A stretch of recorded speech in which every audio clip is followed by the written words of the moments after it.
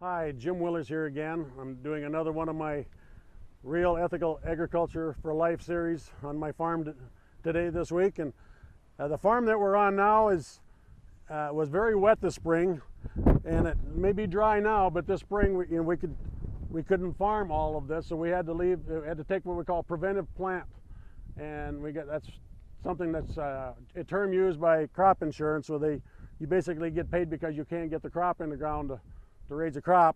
So about half of this farm went into preventive plant, and the other half we raised soybeans on, and we'll swing the camera around over here. My brother and my nephew up here are combining these soybeans here today.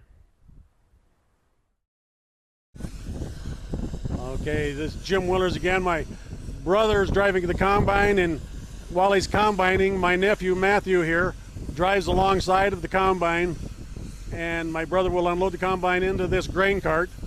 And now this grain cart is full, and my nephew Matthew is now dumping the grain cart into the semi, which I will haul back down to the elevator.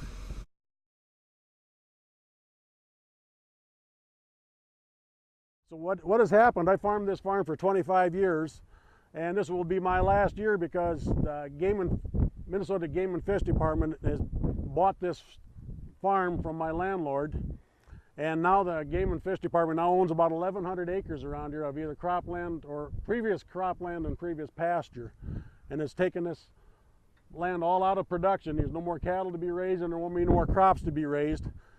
And this is going on quite a bit around the state of Minnesota, and a lot of people think this is a good thing, and maybe it is, but it takes the land out of production, and it also comes off the tax roll. So the land that's left in the county, the taxes go up, and all the farmers collectively have to pay more taxes to offset the land that the state has taken away to put back into, as the Minnesota Game and Fish Department, is taking land out of production. There's about 230 acres of this 1,100 acres that my brother and I used to farm, and after this year there won't be farming any of that.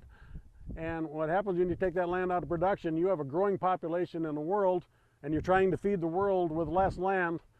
And there's thousands of acres in Minnesota, and I don't know how many acres around the country that this happens to every year. So the amount of farmland in the country keeps dropping, either through urbanization, people building houses, or the state or the federal government buying land and taking it out of production. Anyway, thank you for being on my farm today.